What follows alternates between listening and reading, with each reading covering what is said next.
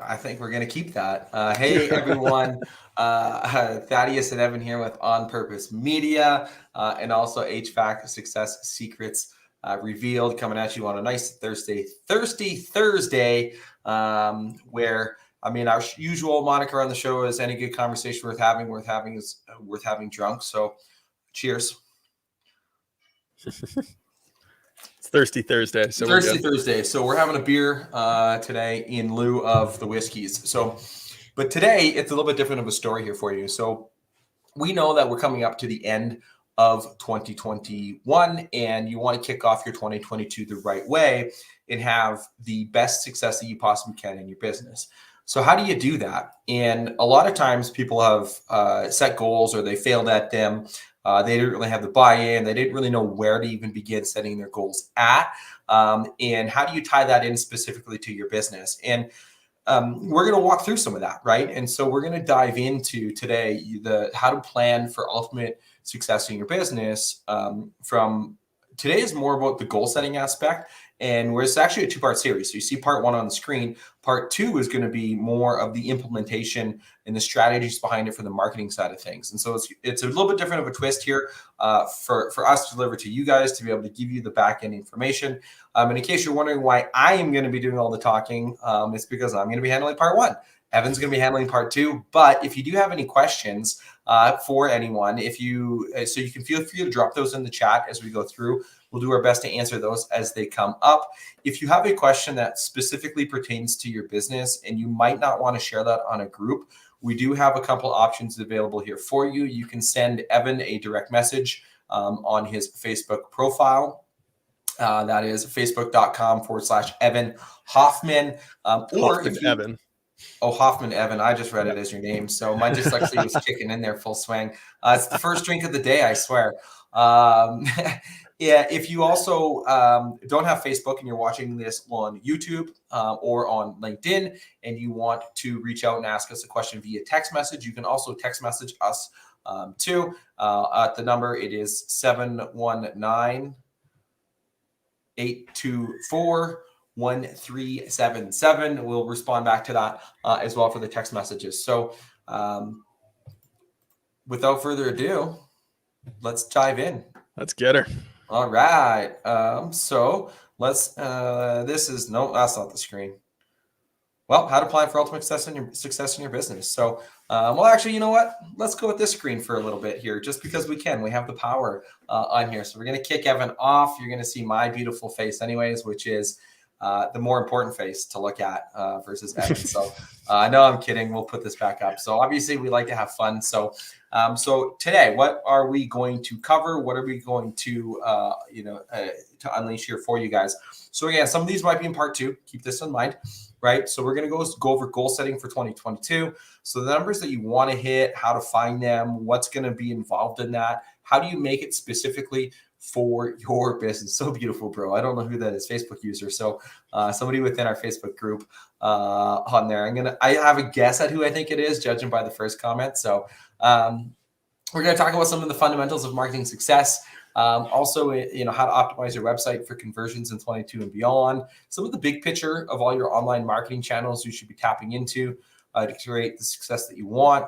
Some of the latest trends, as well as developing a custom action plan based on where you are now and what you need to do now, along with crafting your marketing messaging as well. And so it's not just, hey, how do you set these goal numbers? It's, okay, what do you need to do in order to be able to hit those numbers from a business standpoint for you and your HVAC business? And that's what we're going to specifically dive into. So in terms of needing your attention, I know be pressuring with this. I kind of have a tough time saying close Facebook because you're probably watching this on Facebook. I know at least some of you are watching this on Facebook. Some of you are watching it on YouTube. But try to eliminate your distractions, right? Be present and in the moment for us today, because some of the info that we are going to talk about could change your business and your life for the better, especially if you're, I knew it was Jonathan from Loyal Home Services. So judging by that comment. So, but it could change your business and it could change your life. Our goal is to get you in and out of here in and around the 45-minute mark here for today. And then obviously diving into part two, a little bit later on. So now, if you stay till the end, here's what we're going to do for you. We're going to give you a special little incentive for staying all the way to the end to help you and your business out. And we're going to digest this come part 2, but it's our internet marketing checklist, right? So the ultimate internet marketing checklist for HVAC contractors. We are going to cover that more in detail, but you can sign up for that. I'll show you the link at the end in order to be able to get that. So you got to stay all the way to the end, help you out for your 2022. Who we are. The one thing I will say before that as well, Thad, is like the point of this is really to get the most out of your business. This is for you, right? The way that you're going to get the most out of this is by being interactive. Like, yeah, you can sit there, you can watch, you can take notes. That's great, but you only remember 10% of it then, right? Yep. If you interact and you engage, you're going to get way more out of it. You're going to be way less bored, even if you are having a few beverages with us, right? Cheers. But you're going to get way more out of it if you're interacting and you're asking questions. So feel free to fill up the chats, ask questions, ask all the questions that you have. There is no such thing as a dumb question. The only dumb question is the one that you don't ask, right? No so such feel free things to as reach stupid out. questions, just stupid people. There you go. Or that. Right. So make sure if you got a question, ask it. Okay. We're here to help. Also, if you are on Team Replay and you're watching this after the fact, ask your questions as well. You know, we have the way to reach out to Evan. You can even reach out to me via Facebook as well. Or you can text us. That text number, by the way, isn't just for today. That's an anytime thing. If you ever have a question, feel free to shoot us a text and do that, because we're here. Our core values, when we look at what it is that we do at On Purpose Media, we have honesty, integrity, transparency, and value first. Those are really when you roll down our and they're always interchangeable in terms of no one is more important than the other, but we want to lead from a place of servant to serve you in your business. Because if we can help you achieve your level of success, that's what really matters to us. And that's why we do what we do. So thanks for bringing that to my attention, Evan. So who we are. So obviously I'm Thaddeus, Evan. If you don't know us, obviously we're on some of our platforms. So you guys probably know us. We are the co-hosts of HVAC Success Secrets Revealed. We're also digital marketing experts, also coming with a decade of business experience as well as marketing experience. So to back that up a little bit and kind of give a little bit more of a backstory myself and Evan for his backstory and what we have there.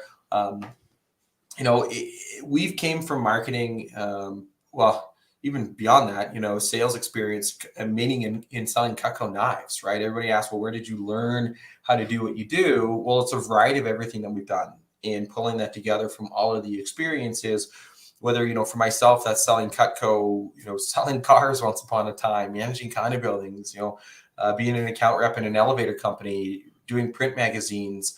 The other part, one of the things that I did is I started the first ever print magazine for this company in Western Canada, the fourth ever in all of Canada, in a new concept into the Canadian market, and took that to, I think 35, 45 magazines by the time it was done in terms of the division that we were in, and learned quite a bit about marketing in there. And we started our business as a result of having conversations with business owners that, people have, and we'll talk about this a little bit later, people have been burned at some point by a marketer, right? At some point in some time, they either paid money to somebody and they fucked off, and they just disappeared. So they were left holding the bag, or they paid money and the results were shitty or subpar, or, hey, you know what? They also paid money and they had a really good experience. There are those ones out there that happen with that. And that was one of the reasons why when we were doing our print magazines, like, okay, there's got to be a better way to do this. And that's why we have our core values. And so that's a little bit about us. Obviously, I'm a straight shooter. I kind of one of those people that just says whatever's on my mind, good or bad. So sometimes it gets me in a little bit of hot water. So that's a little bit about myself. Evan? Yeah, like Thad said, we started print magazines. Before that, I sold HVAC. I was a comfort advisor for a company. I got hit up by a headhunter. And when I was working for that company, the one thing that I noticed from them was they didn't really have a sales problem. They had a marketing problem. They had a hard time bringing in leads. So brought up some suggestions, showed them how to do it, helped them fix it. Business took off. I fucking fell in love immediately. I was hooked. And I knew that I could do more than just sales. and having a real impact on the marketing side impacts the sales department. It gives them the opportunity to go out and sell more. So that's when I got into the print magazines, started doing it locally here. I ran 3 myself personally, and then was in charge of the greater Edmonton area and helping other people launch their magazines. So I had a blast doing that. But the frustrations and the pains, again, like that's what On Purpose Media was born from, was frustrations in business and not having a transparent marketer that had really high integrity. And so that's what we strive for every day. So there you go. Perfect. Let's get it. All right, let's go. So again, this is what we do, right? We grow businesses all through our honest, transparent, and value-first approach, right? And this is our specialty. So, here's a question for you guys. What's the hardest part about marketing your HVAC business online? Right? If you have an answer to that, or what you think is the answer, drop that in the comments on what you think. There's a variety of different answers out there. And when I look at it and saying, okay, well, what's the toughest part about marketing your HVAC business online is there's so many options, right? And you don't know where or who or with who to spend your money because of all these different things, right? What matters for one business and what works for one business doesn't necessarily work and matter for another business. And we see this all the time. You think about this in some of the Facebook groups that we're in and that we're part of, and that you see the question of, I have X amount for my marketing budget. What should I do? And you see 30 different answers. Mm-hmm. Okay. 30 different answers. And that is because everybody has a different thing, a different measurable stick, a different idea, depending on where their business is at. What's working for a business that is $10 million isn't going to work for a business that's $1 million, right? And there's those different things that are on there, right? And like, as we see here, right? Tracking the ROI, one thing, another one, tracking the return, what's working and what's not. And you have all these different things that you can do within the framework of your marketing. And it's tough to figure that out, right? Our goal by the end of this 2-part series, by the way, is to help you give a crystal clear plan on what's going to work for you and your business and where you're at, and also give you some homework to be able to figure that out yourself. That's part of our goal within this webinar. So, and as you see here in this graphic, like, what do you do? I mean, there's 8 different things on this slide that are everywhere, right? And like, as you see here, Ken Hale, be sure to have all your marketing channels complementing each other and working in unison. And that's what this graphic is. I mean, this is almost should be a wheel that connects everything together, because when you have this, everything working in unison, and it starts, almost from the brand up. And I know branding isn't necessarily on here because this is something that we're not talking about. We're talking about the digital side of things. But you think about when you have a brand in place, right? When you have a consistent message, and we'll get into messaging later, but when you have all that consistency, everything else fires and works better. We hear Dan Antonelli always say the most expensive logo and the most expensive, the most expensive logo that you've ever paid for is the one you paid the least for. Mm-hmm. Right? Because if you have a shitty brand, if you have a shitty image, that doesn't translate well into online success. It's tougher to replicate. But when you have a great, you can still have success with a shitty brand and a shitty image. But when you have a great brand and a great image, you're going to have an even better level of success online. So that's where it starts at. The other thing that Dan talks about is, I love the quote from Roy Williams that he always mentions, which is overspending on advertising is the tax you pay for being unrememberable or unremarkable, right? So investing in your brand to have a strong presence, to have a solid truck wrap, to stand out in the marketplace is huge, right? It pays dividends by allowing you to save money on your ad spend or make your ad spend that much more effective for you. Yep, 100%. So the other one that a lot of people say, I've been burned in the past, right? We kind of chatted about this a little bit too. And that's, how do you have a trust in internet marketing when there's so many people fucking other people over in the marketplace? It's like, there's really no other way to explain that. And we see this day in and day out, again, with some companies out there in not having the transparency behind things in terms of what they do. I'm not going to get too far down that rabbit hole because I don't want to put my foot in my mouth and say something that I don't want to say, but do your homework, guys. Like a great thing to know is to say, okay, well, Do I own my marketing material if I stop paying you to do my marketing? What happens to that? Doesn't your website go down, or does your website stay up? If it stays up, cool. If it goes down, well, they didn't do you justice. If you're running Facebook ads or Google ads and paid traffic, are they building those assets in your account? Can you see what's happening in your Google Ads account? Or is it just you're paying X amount of dollars, included on that is Y ad spend, but you don't actually see the result. You don't actually see anything in there. Because if you don't see that, you need to be able to have that. Because if you ever stop leave them and you go to market with somebody else, guess what? You're starting at zero all over again. So make sure that it's built in your account, your assets. And hey, if they want to do it in their account, their Facebook ads account or their Google Ads account, okay, that's fine. But have access. Be able to see what's happening in there and have that transparency to eliminate being burned in the past. Okay. So a lot of times, again, when you talk about spending money on marketing, I had this conversation, and it's not necessarily about being burned in this slide. It's about, I've spent money, but I didn't get anything in return, right? That's that ROI that came back up again, right? It's because there's no clear plan in place to your ad spend. The other part is it's not tied into your business goal. So how do you tie your marketing into your business goal? We'll get into that. You have no why. And your marketing team and your marketing partners also don't know your why. Okay. And the last thing is not hitting key metrics based on your business. So right. So let me touch on that one for a second. So what are your key metrics as a business? What are and we'll work through a worksheet here too as well. But do you know your average price, your average tickets? Do you know your conversion rates? Do you know your closing rates? Can you work those backwards to be able to build a marketing plan that works for you and your business based off of your numbers? If not, by the way, we have a great resource. You can text us, or you can hit up Evan for that resource. It's a marketing calculator.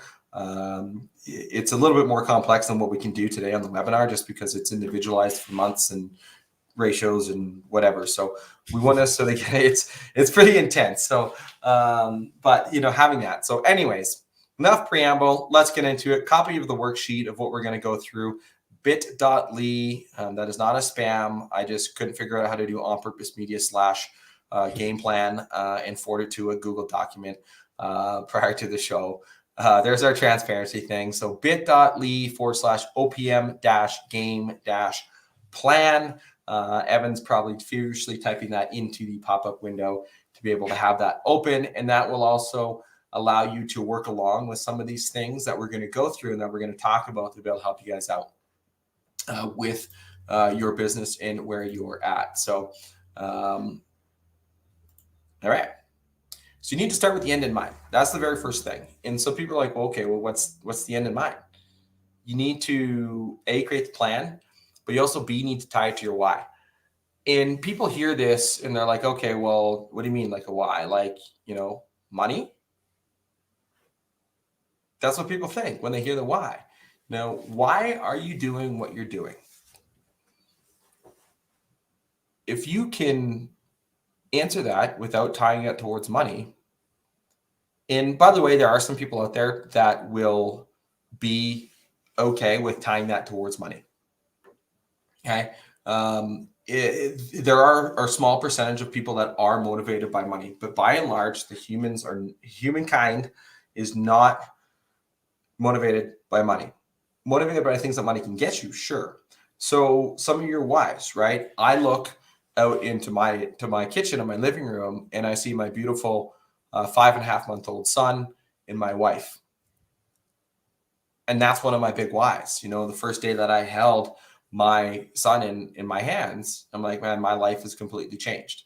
So I'm doing it for my family, right? The other part of my why, and see this, I'm telling you my why, so you can kind of get an idea of how to come up with a why. One of the other things of my whys would be able to do the things that I want to do with my family when I want to be able to do them. Creating time to be able to do that so I can enjoy life with my family, not at the end of my time saying, man, gee, I wish I spent more time with my family. No, it's like, great, I had an amazing time. with my family. Evan, let me ask you, what's your why? Same thing, man. It's family. It's all about family. To be able to give them the life that allows them the freedom and the ability to choose is really what I want to provide for them. And also to be able to live where other people vacation is a big dream of mine.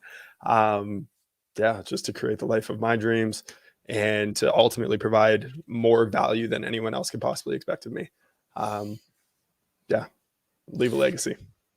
Leave a legacy, right? And those are see, notice how we didn't talk anything about what our income goals are.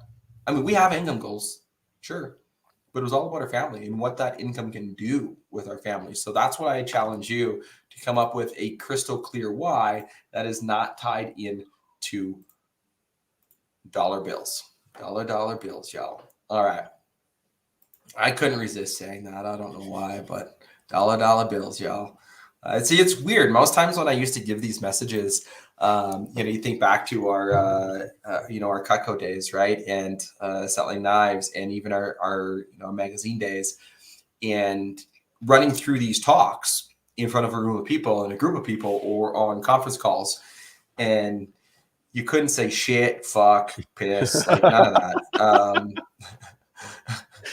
I almost said a different word, but I'm like, nah, I should probably wait till Tuesday to say that one, or Monday, so I can say see you next Tuesday. So, but see, I wouldn't have even been able to say that, and that's part of what I like about what it is that we do. So, this is also a ton of fun. People are like, well, you're doing this at like 6 o'clock at night. I'm like, absolutely, but we're having fun and doing it. So, anyways, I don't remember where I was going with that, but so create the plan. Okay, so now you have your crystal clear why. You know why you were doing this for your business. Okay, well, now let's work on some of the numbers and create a plan for you guys based off of your numbers. So I like the acronym SMART goals. So it's weird. The S is spaced out, but I'm looking on like the master sheet over on my other screen, and the S is not spaced out here. So same with the measurable. Like, I don't know what happened there, but like I literally, again, I'm looking at the PowerPoint over here and it looks fine. So I think what happened with StreamYard is when I uploaded the file as an actual presentation. So you can actually click directly on our screen to go in between. That's what I'm thinking has happened on that. So anyways, SMART goals are one of my big fans and my favorite ways on how to plan out goals, because they give you, as you can see in the bottom, they're specific, they're measurable, they're attainable, they're realistic, and they're time bound. And you can create a structured plan around that. And when you have SMART goals, they're going to be tied into bigger things than just a number on a piece of paper, because now you've got check marks and balances along the way in order to be able to do that. So specific goals. All right. Pretty straightforward, guys, right? Specific is, well, what do you want to accomplish, right? Speaking of family, I think it's bedtime for this little one. So we have a habit and a routine in our house to say goodnight. So good night, little man. Yeah. So have a good sleep. I love you. So our routine is, no matter what we're doing at the time at the house, if I'm on a meeting or not, we say goodnight and we say love you to our baby. So and vice versa, if I'm doing the bedtime routine, that is something that we go and we make sure that he says goodnight to everybody. I mean, he doesn't actually say goodnight. He's 5.5 months old, so he's basically a little blob who smiles. So and actually, I just see the one coming on the side, and I do it for my family and to give them the life I never had growing up. That's powerful, right? You hear that story a lot, to be able to, depending on your upbringing and in your why. And I consider myself fortunate to have the upbringing that I had. And I want to continue to give that same sort of an upbringing to my kid. And that's, part of it. So anyways, there's my little squirrel. Back into specific, so when you think about this and, okay, I want to hit, what is your revenue target, right? You're going to go from 1 million to 1.5 million, 5 million to 7 million, 10 million to 15 million, right? What is your target that you want to hit in 2022? Okay. Now, then break that down into how much is that monthly. Okay. You're going to know based on your area if you're going to have the make rain months, where you're going to be busy and flat out in the summer, and then it's a little bit slower in the winter or completely dead in the winter, Or if you're like Canada, it's busy in the summer and then it's slow for like a month and then it gets cold as fuck and furnaces are rocking and rolling and it's busy all winter, right? But again, knowing your business, right? This is why it's not a cookie cutter approach, because you can break this down. I mean, it's an easy stretch or an easy thing. You could go, okay, I'm going to do 1.2 million. That's $100,000 per month. Cool, right? Or you can massage that around and say $50,000 in December and the rest in, other months and higher throughout the summer, right? I'm not going to go through all those numbers because this is, again, I have some examples on the next slide. But then, why do you want to hit it? And I'm not talking about the why from before. I'm actually talking about, why do you want to hit this specific goal? What's it going to mean to you to do this goal? Is there, and we'll get, it's actually something that's not on here is the last one. It would be smarter goals with a reward at the end, right? So what is it that's going to motivate you to be able to accomplish this goal, right? And get specific, drill that down. So on that worksheet, by the way, you can make a copy of that worksheet and you can actually fill that out yourself just by file, make a copy. It's a Google Doc. Yeah. So does everyone have a copy? Just throw one in the chat if you've downloaded your copy already. You found the link. I threw the link in the chat and all the different places that we're broadcasting here, but just want to make sure that you got it. Just throw one in the chat really quick. And then also want to make sure, like one of the questions that I got earlier this week, which if you were listening to the podcast yesterday, you would have heard it there too. Some people question, like, what's the purpose of the goal? Why would I even need a goal? Like, I want to do my best and I want to go out there. And at the end of the year, we'll see where we end up. Well, if that was your plan for a family vacation to see where you end up, do you think your spouse is really going to be happy with you? If you just got in the car and said, all right, here we go, you might end up in fucking New York. You might end up in Delaware. I don't know too many people want a vacation there, right? At the end of the day, you need to have an end destination that you want to go after, something that you want to chase, something that excites you, something that fires you up and fires your team up, right? Because the purpose of a goal is not to achieve the goal. The purpose of a goal is to stay appropriate in the moment. It's how do you control your moment-to-moment decisions that are going to ultimately end up at that destination that you want to get to. So that's why it's really important to have a specific number, something that you are going after, that your team can rally behind, that is going to draw people in. Okay. And it's really specific. And I'm going to show a good example of, what's something that your team can rally behind. Okay. Teams don't rally behind total revenue numbers.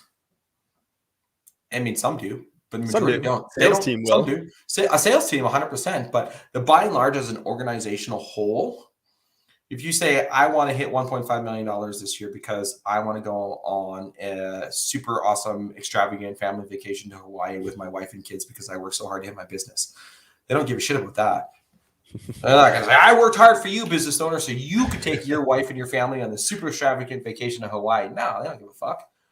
But if you turn that into, I want to help, or we're going to help 350 families upgrade their heating and air system this year so they can live a comfier life in their house. And when we do that, the entire team is going to get big screen TVs.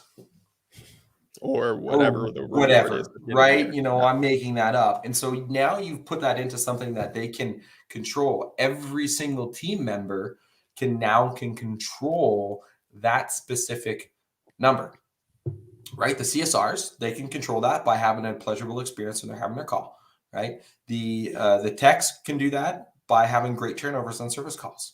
Right. Obviously, your sales team, they're already going to do that because that's what they're designed to do. But everyone all the way through can buy into that goal because it's a team effort to get there. Right. You can see how that reframes it. So once you have that specific goal, transfer that into something that your team can get around. So this is, again, is an example. What is your revenue target? 1.5 million. How much is that monthly?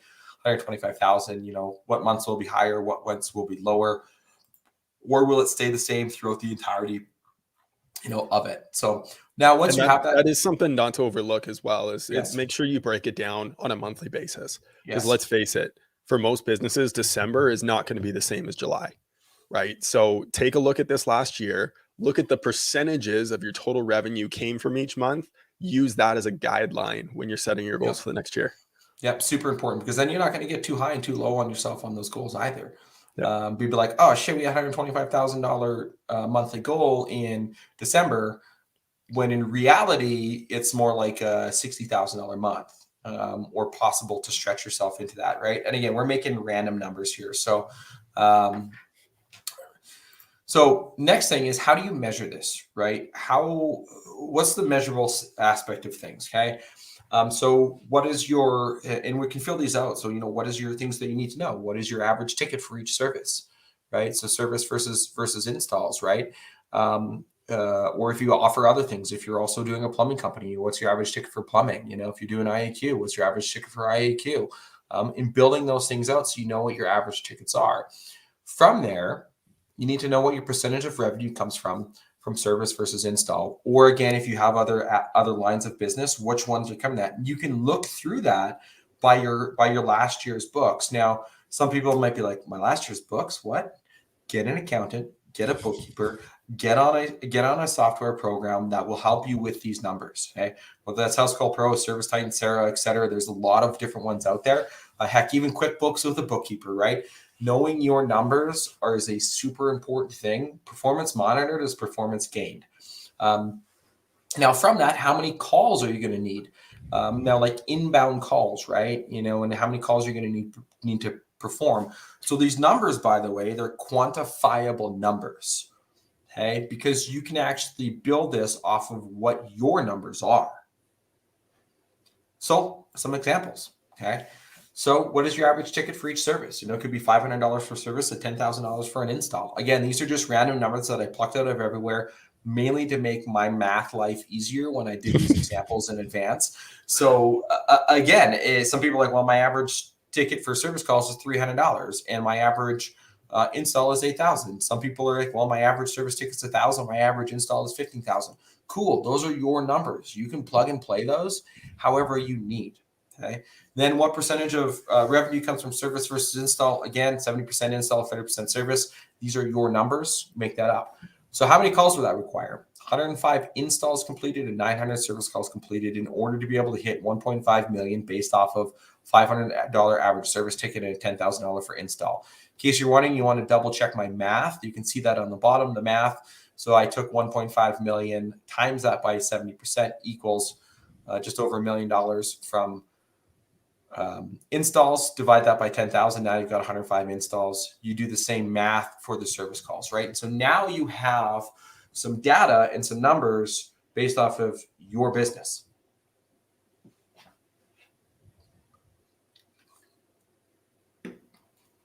I'm purposely pausing there for those that are in the worksheet right now. By the way, if you are watching this on the replay, this will be hosted live on our YouTube channel. It'll exist there. So you can go back and rewatch. Yeah, go back and rewatch it. Sorry, I was looking at the comment that showed up with the Google Docs, but so you can go back and rewatch it, right? It's going to be live there. It'll live there forever in eternity until we delete it, which will be never. So you can go back and you can pause this. You can watch this back again when you plan for 2023, although we're going to do the exact same thing for 2023, but we're probably going to add a bunch of cool stuff to it from there. So again, making sure that you understand your numbers. Okay, now that you have your measurable part of things, right? You have your, you can measure this, right? You know how you're going to have your yardsticks. See this, by the way, 105 installs, 900 service calls. That's where your team can buy into. Okay, those are some data numbers that your team can buy into. Okay, now is this goal attainable? If you're a $1 million business, it's not necessarily attainable for every business to hit $10 million that next year. Now, you notice I said not every business, because there's some businesses that can do that, right? But make sure that these numbers are achievable for you, right? But also boiling this down. So now we've talked a little bit about, okay, here's how many calls you need to run, both installs and service calls. How many leads do you actually need to hit that goal? Well, let's work on this, right?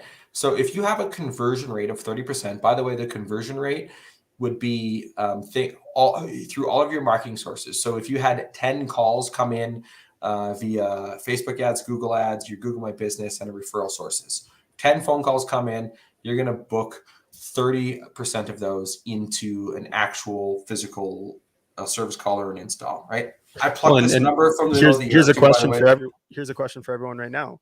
Do you know what your booking rate is on marketed calls? Right? Do you know that number? Yep. I'm curious. Can anyone put it in the chat right now? Do you know your number? And if you don't, that's okay. And it's not okay. Right? I understand why you might not have it. Yep. Okay. Great opportunity to look back over your year and figure out what that is. Right? So Thad, how would you figure this out? Well, how many phone calls did you have come into your business? And how many calls did you perform? Exactly. That's basically the easiest way to do that. Now, if you're like, what? I can track my phone calls? Yeah, you can actually track your phone calls. In fact, I would highly encourage tracking phone calls from a variety of different sources so you know which source is bringing in what. And also, Google Analytics is, in terms of like your website and your conversion rate on your website, is also good to know. So your branded searches are probably going to convert a little bit higher, like 40%, versus a marketed lead or a cold lead is probably going to go around 20%, 15%. And again, if you average and blend those out, you're going to get in and around 30. Again, it's a random number that I plucked from there. I mean, some are going to be higher, some are going to be lower. So, and yeah, so Service Titan can track this too with some of the numbers. One thing we've heard, again, this is just a one-off that we've heard of with Service Titan's tracking numbers, is that there has been some issues of people being placed on hold for too long when a representative is available. So just something to be aware of. And that's not just Service Titan specific. I think that's just call tracking numbers in general specific. So just something to note and be aware of. So you have that aspect of things for your business. Okay. So now, apparently I can hit the enter bar and it can go to the next slide. So that's fun. I get excited and talk with my hands. Great comment there. Word of mouth is difficult with Service Titan because they come in through the word of mouth and they're going to search the business out, right? And that's what I mean by a branded search. So is if they call your business or if they Google your business. So if you're ABC Heating and Cooling and they Google that and they show up and they're going to click through your site, that's what a branded search is. And if you have analytics done, they can also track some of that as well, or through some of your SEO providers as well. So yeah. So here's a great question here. So Derek asked, when he's got Google, it's easy to track it with LSA because everything is done through LSA. It's done for you, right? Yep. So by utilizing different services, things like we use OmniPoint with our clients, where we can put all the tracking numbers into there, regardless of what their system is. So whether they're on Service Titan, House Call Pro, Field Edge, doesn't matter. We can track everything through that, right? Yellow pad technology, even. There you go. Where those leads are coming from. With Google Analytics, you can set up UTM parameters on any link that you put in, so then it gets tracked properly with the visitor to your website. So if they go to Yelp and then they come to your website, it gets tracked properly and properly accredited within your Google Analytics account. So there are things that can be set up so that tracking can be done for you. That's kind of the beautiful thing about technology. One of the unfortunate things that's really hard to track is someone sees a billboard or your truck driving by or in the neighborhood, or here's your radio ad, and they don't call you. They look up your business name on Google. Yep. Now Google's going to get credit for that lead when they actually heard it from another source. So those are the only ones that are really difficult to track because most people don't phone the phone number that they hear in a radio ad.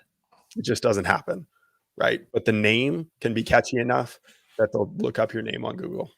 Yep. And that's where that goes back to that very first thing that, the branding comment, right? Making sure that that's there and memorable and present on that. And then it goes from there. So, all right. Leads needed. So if your conversion rate is 30% and we have those numbers from before, we have the installs of 105, the service calls needed of 900. Well, how many leads do you actually need in order to be able to hit the numbers? Okay. So installs needed is 105. Divide that by 0.3 or whatever your conversion rate is, 0.4, 0.2, 0.15. So it's essentially a percentage, and then just move the decimal 2 places to the left, equals 350 install leads needed. Or if you're doing service calls, 900 divided by 0.3. You could also times that by 1.3 if you wanted, but actually, no, that would work. Never mind math. Would be 3,000 service call leads needed in order to be able to get that, right? Now, here's another thing to potentially look at to be able to really fine tune your numbers. Do you have a different conversion rate for installs? And do you have a different conversion rate for service calls? Okay. That's really getting into the nitty gritty to be able to really plan that. We're leaving this pretty basic for the point of this webinar, but now you can see, okay, well, if there's a different conversion rate for those two different things, there's going to be different numbers that I'm going to need to hit from a marketing objective. Okay. Now, since we're on the achievable and the attainable, is this achievable for you? I can't answer that question. Evan can't answer that question. Only you can answer that question for you on if you think that this is attainable given where your business is at. And I'm going to go out on a limb here and say that the majority of your goals are attainable. The only thing that's stopping you is right in here, right? It's in between the ears. It's that 6 inches that's going to be stopping you from hitting your goals. Okay. So is it realistic? Okay. Does it really seem worth your time? Right? Is it actually worth it for you to go and do this? Does it make sense? Is now the right time for you to be able to put in to be able to hit this goal? If you've got a big, hairy, audacious goal, a BHAG as what it's known, is it the right time for you to chase after that? And it's okay if it's not, by the way. It is A-okay if it's not. If you have a modest goal, let's say you want to grow by 10%. That's 1 million to 1.1 million. Cool. Right? If now's the right time to really double down, you want to go for 2 million and you're at 1 million, ask yourself, is now the right time? Because it's going to take a lot of work and a lot of commitment. Okay. Is the juice worth the squeeze? Right? No time better than right now. There it is. So let's go. I'd be curious, Cody, to hear what your goals are, for the year coming up. So can I make one statement there? When it comes to this, the one thing that I'm reminded of, Jim Rohn was a great philosopher, teacher. And one of the things that he talked about was if he would have known how much it would have cost him going after some of the early goals that he did in life, he likely wouldn't have paid the price. Every goal that you ever go after, there's a price to pay in order to achieve that. With time, with money, with energy, with effort, right? Sacrifices in terms of what you're available for within your family. Everything has a price. And I think it's really important to take a step back and look at that number for you and say, is it worth it for me to go after that? Hopefully that's a yes, right? But it isn't always. So you need to take an honest look at that, because otherwise you're just going to set yourself up for failure by having a really big number and going after it and then giving up too much, or having a really big number that you're going after, starting to go after it, realizing what it's costing you, feeling bad about that, and then you're going to fall so far short of your goal because you really weren't willing to pay the price in the first place. And that ties back into your why. Is it worthwhile for you to go after this and really, really go for it? Especially if you have had a big, hairy, audacious goal. See, you must be committed and you must want it, right? Again, these are introspective questions that you have to answer for yourself.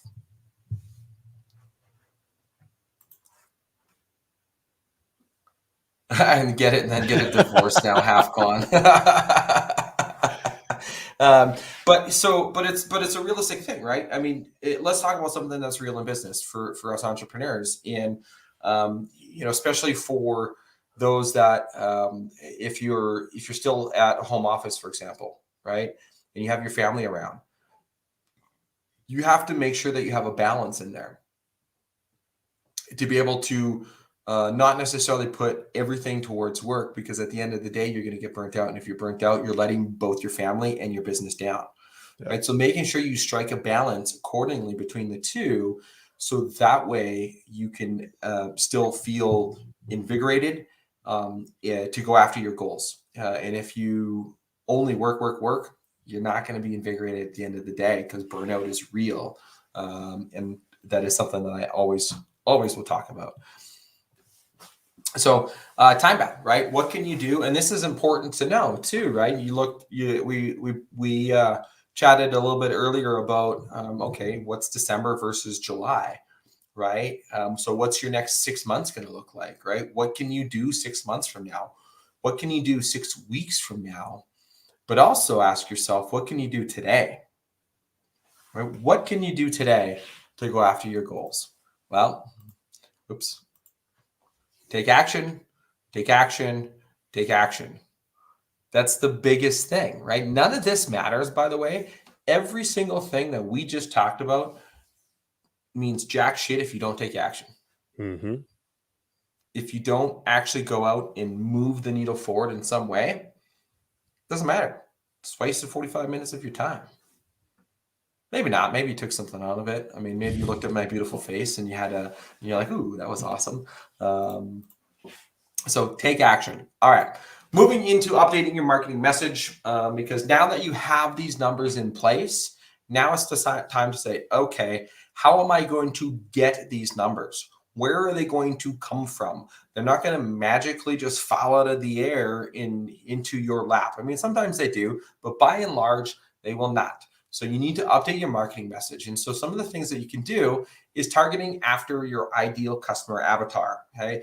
We've heard this term quite a bit, and this just makes sure that your messaging is consistent across the board to be able to go after the types of client that you want to work with all the time. Okay. So the 5 things that we're going to go into: the demographics, pains and frustrations, fears, goals and desires, and dreams and aspirations. Now, we're going to give you a lot of examples for the last 4, but part of that worksheet is to really go in to make sure that you ask yourself a lot of these questions and fill this out so that way you know.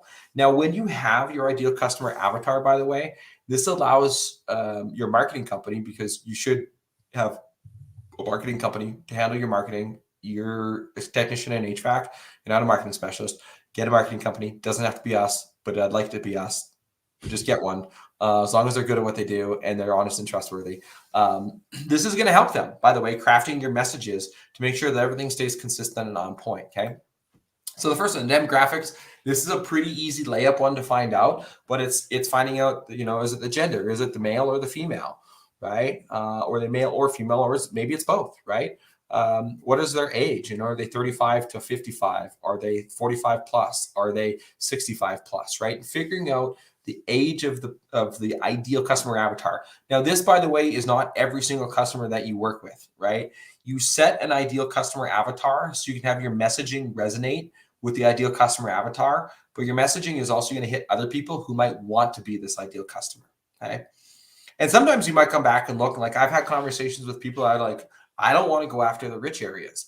I want to go after some of the lower end areas of the city because that's who I resonate with. Cool.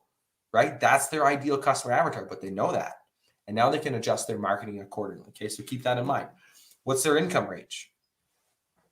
Where are they located? In this, I want to get detailed, right? What are the granular? Go on a granular level for the location. And if you're in, well, I'll use Calgary because that's where I'm at. There's a whole bunch of different communities within Calgary, and I might list out 10 communities that I want to go after, all concentrated to 1 or 2 areas of the city. Cool, but you know what? My targeting is still going to be all of Calgary. But my messaging is going to relate with those areas. Yes. And I'll tell you a real world example of how we set this up. So when we're running an ads account for Google, let's say, we split the ad account into 2 and we run a tier 1 list and a tier 2 list. And so they're targeted to different areas. Why do we do this? Because we want to be able to control how much ad spend is going to that list, right? If we have an area where the homes are 15 to 20 years old, kind of that prime range, or I guess for most areas, they would be built over 10 years. So between 10 and 20 years old, prime range for installs. Well, we want to hit that area hard for every kind of ad, right? Especially if it's a upper income, upper middle class kind of area. That is the perfect prime market to go after, right? Versus a brand new area. Well, we don't really want to spend very much in there. And the messaging needs to be talking about builder grade furnaces instead of something that's quieter, more efficient. It's not a mid-range, it's a high-end range, stuff like that, right? So you want to cater that message to the location. One of the things actually when you look at Google, but you also look at Facebook ads is the double layering strategy. Hmm. Okay, so what a double layering strategy is, okay, let's all of Calgary, and we're going to send our ad out to all of Calgary. Um, and if you do a double layering, you actually have another layer of the same ad set that goes over, or even a different ad set that goes over top of the areas that you're specifically wanting to target. And so it's a double layering strategy where you can kind of hit a little bit more, on top of that. Um, Michael, can you just elaborate a little bit more on your question? All right, and we'll come back to that once we have Yeah. that elaboration on that. So, what is their marital status, right? Do they have kids? How many kids do they have? Now, in terms of the demographics and the interest, this is also like psychographics in terms of the interests, but also getting on a granular level on that too. And it just helps for a targeting aspect and the messaging crafting. So, what type of TV shows do they watch? Excuse me, what radio stations are they listening to? What did I say? TV shows? I think it said TV shows. I think so. Is there any authors that they're reading? Is there any influencers or pages that they want to follow? And making sure you build all of that out in terms of an interest level, because that's going to be able to, again, help with some of the messaging and the crafting, as well as some of the targeting that you can do with that. And so that's your demographics. Pains and frustrations. This StreamYard trips me out. With that pains and frustrations being smashed over there. So, well, no, for next time, share a screen instead. Yep. Hey, all good. So, pains and frustrations are things that that not necessarily hurtful in terms of like a physical way, but a mental and an emotional way.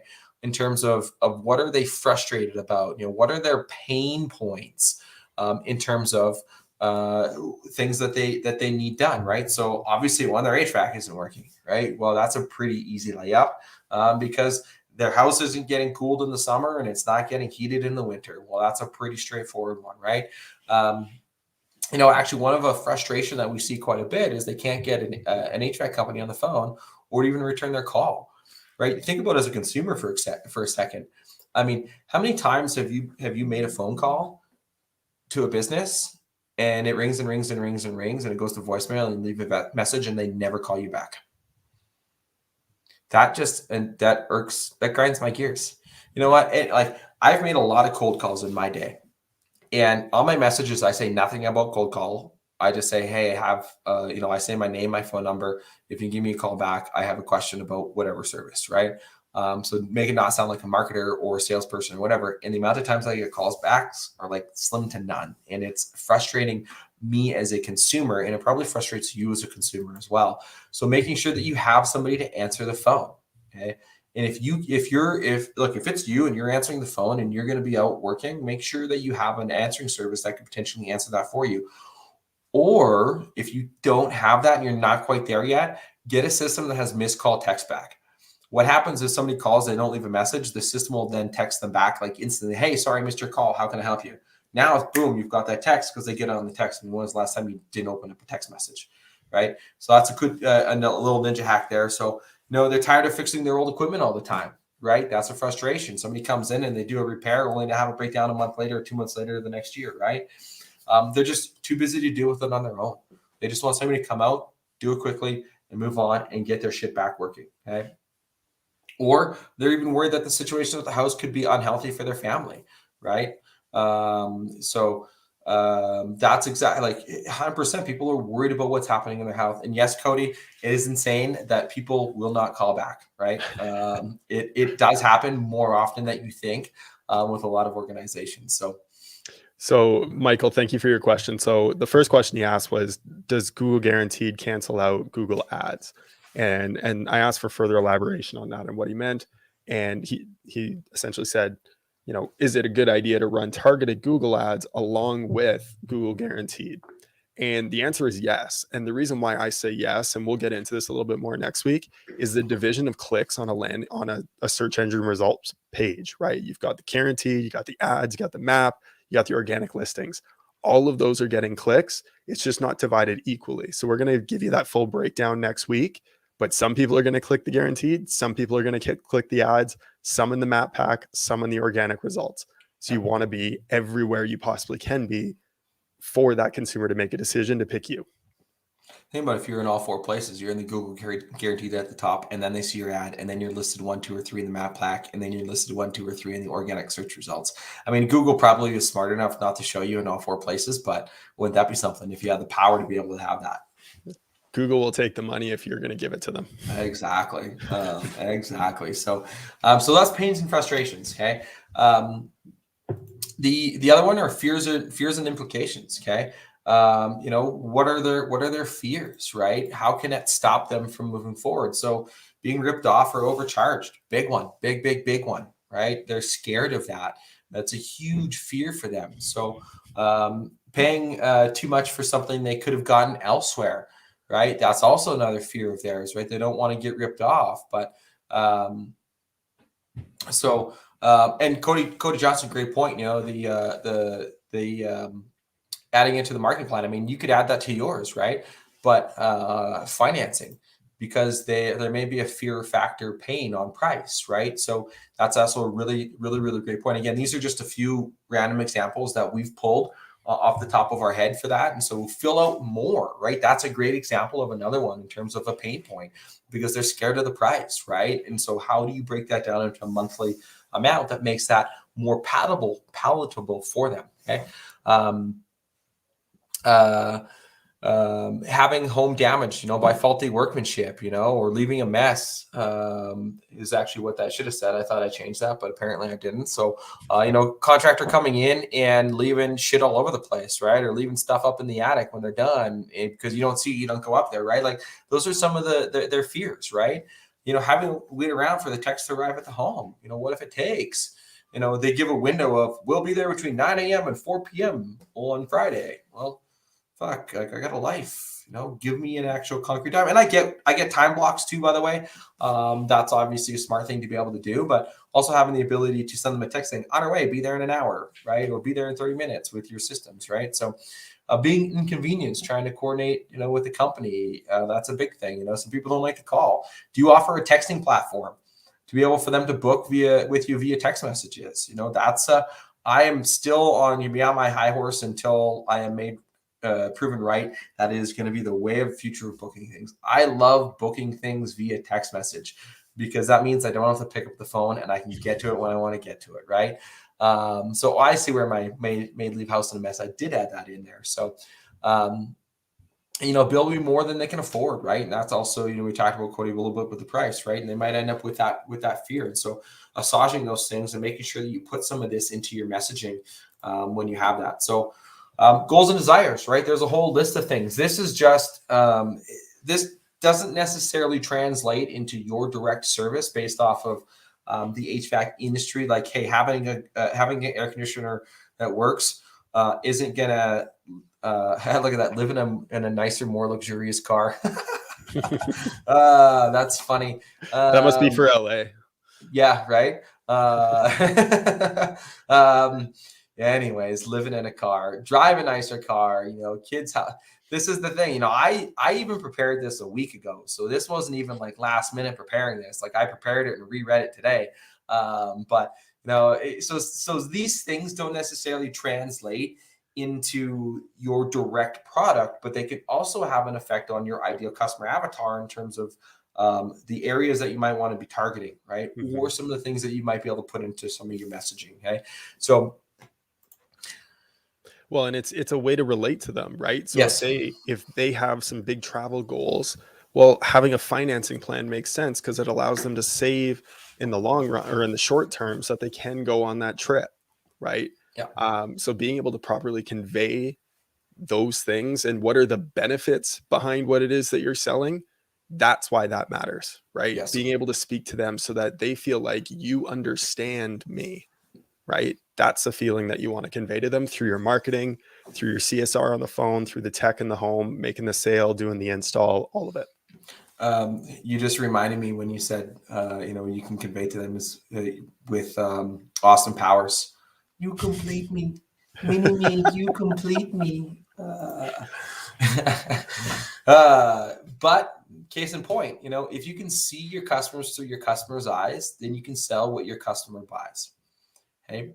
That's I learned this lesson back very, very early when I was 19 years old selling Cutco knives. Maybe I was 20 when I started selling knives. Either way, young, and selling a $1,200 set of kitchen knives to a household.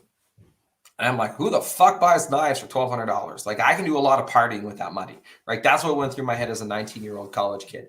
But when you put yourself into the shoes of the customers and understand what it's important to them, now you can speak their language, like Evan said, and you can convey that. And now you're on their side of it. And that's a big thing to be able to do. So, all right, last parts, and then we'll wrap things up here is crafting your message. I know I said like 45 minutes, but a little bit longer than we kind of get going and get excited about things. So crafting your message. All right. Why should somebody choose to do business with you versus the competition? And I'm not going to list out examples on this, by the way, because there's just so many different ways that this can go. But making sure that you follow these down, because now if you list out why somebody should choose to do business with you versus the competition, guess what? You can put that in your messaging. You can put that on your website. You can get your team, right? Your team bought into this because now they can speak the same language and everybody can be on the same page. Okay. So why do they choose to do business with you versus the competition, right? What benefits do you offer that your target customer avatar will resonate with? You know, that example, that homework item of going through that ideal customer avatar worksheet, this is going to help you with your benefits, right? That's the big thing of doing this exercise, because now you're going to have this information to be able to do that with, okay? What are your core values as an organization? Do you have your core values posted somewhere? Is it on your your sales presentations, your marketing material, right? Do you have that out there for all to see? Okay. This is what's going to set you apart. If you do this messaging and you craft this and you get crystal clear on these items, and by the way, you don't have to write like full amazing sentences on this shit, guys.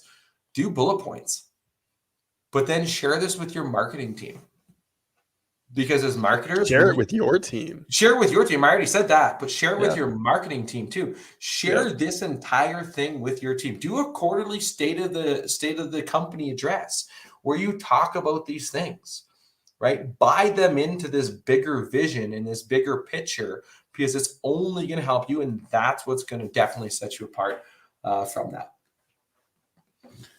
All right. So now we have your goal. You've got your why. You've got your SMART goal. You've got your ideal customer avatar, and you've crafted some of your messaging. Okay. Now what? Tune in next Thursday for part 2, December 16th, 5 p.m. Pacific, 6 p.m. Mountain, 7 p.m. Central, 8 p.m. Eastern.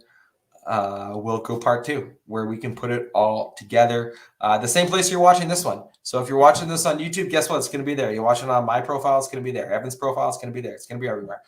So make sure you set your calendars for that as we go into that. But wait, I did say that if you stuck around to the end, we would give you your internet marketing checklist for free. So that way you can go this. By the way, this is going to be a lot of, I can't speak for Evan. I don't know what that is a teaser. It is, Cody. We've got to get you back next week, right? Where we put the plan together, right? Next week is all about the marketing aspect of things, right? We've set your vision. You've got it there. Now, how do you execute, right? How do you get to these numbers on a marketing standpoint? And that's what we're going to go over next week. In order to get that, onpurposemedia.ca/checklist. I will put that up on the screen here really quickly. So onpurposemedia.ca, whoops, that's the wrong one. I edited that one. So I was trying to do it really quickly. It's been nice not having to touch any of this stuff on the back end side of things. So onpurposemedia.ca/checklist. You can download that guy in case you're not going to make it next week. But of course, you're going to be here because this is awesome. And you thought you got a ton of value from it. Now, if you thought you got a ton of value from it and you're like, okay, I just want help doing this, I'm already in. Well, I'm going to shamelessly plug us. Go ahead and book us yourself a call on purposemedia.ca book a call. That's book-a-call, and jump on the phone. Let's have a conversation, and we'll go from there. So a couple things. One, I do want to answer Michael's question here. So he asked, should your marketing team be different than your SEO team? So I've seen this work both ways. If you are working with an SEO team that they handle and are great at the other areas of marketing, having it all under one roof makes a lot of sense because it's easy for them to communicate the same messaging, and you're not going to get a bunch of different stuff going out there all over the place that's completely different than what your core message needs to be. So there is a benefit to that. And I've also seen it where, a company's really great at SEO, but they're just kind of okay at Facebook ads, or they don't have the automations in place to be able to run it effectively, right? And so sometimes it's beneficial to have someone who's great at SEO and then find someone else who's great at Facebook ads and then find someone else who's great at PPC. So there is no one size fits all there. You really have to look at who is your provider. Are you happy with them? Are they providing great results? Do they offer other services, or should I look elsewhere for that? But it just takes having honest conversations with people and seeing, have you done this before? Proof of success, things like that, right? Do they know what they're talking about? Can they provide the result for you? There you go. If they don't want to offer it, then definitely you need to look elsewhere for it. If you're happy with them as an SEO provider, then keep it there. Sometimes you can save money as well. So that's the other thing to really factor in is if someone's really great at SEO and they're pretty good at a paid advertising strategy, well, the savings that you're going to get by doing two services with one company is probably going to make up for any smaller bit of result that they might be able to provide, right? So there's a couple thoughts there. What's our specialty? We've hired everything. So we have our own paid ad strategists where it comes from Google ads and Facebook ads. We've trained them on how to do that. SEO, website design. We've got developers, we've got designers. We do it all. And Facebook, the great thing about having a business partner is that when we started, I dove into websites and SEO. Thaddeus dove into Facebook. And then between the two of us, the keyword strategy, the negative keywords, being able to do Google ads, Thaddeus creative copy, ad copy, we were able to create Google ads off of that. So that's where our specialties kind of lie in is internet marketing and really strategy. I love strategy. This shit fires me the fuck up. In case you can't tell. So that kind of answers that. In terms of what to do for next week, I wanted to leave you with this. Make sure you dive into this worksheet and you've got all of your numbers, because this is really going to help for next week. We're going to dive into what are some different ways that you can go about splitting up that marketing budget and what are the areas that you should be attacking. And we're going to split it up based on where you want to be as a business, right? A $1 million business, the strategy is going to be different than a $3 million business, which is going to be different than a $10 million business, right? So we want to be able to split that up a little bit so that you can see, for my business and where I'm at, this is what I need to focus on. So make sure you have all those numbers written down. Make sure you've got it all written out to a T. And if you don't know what the numbers should be and you didn't have proper tracking in place, reach out to us and we'll be able to give you some ballpark numbers. Cool? Cool. All right. Yeah. So, well, that's a wrap. And Michael, yes, we should definitely talk. I just love Stream. I love StreamYard. It's just such a great technology. And again, if you have any questions, I will wrap that up again and drop that here. If you do have any questions, feel free to text us 719-824-1377. You can reach out to Evan's Facebook profile here. Drop him a message at facebook.com/Hoffman Evan. And I'm pretty sure that mine is just facebook.com/Thaddeus Tondu. So feel free to look us up or message whatever platform that you're watching on. If it's the HVAC Success Secrets page or within the group or the YouTube, send a message that way. So we'll be happy to help and happy to chat. Till next time. Cheers.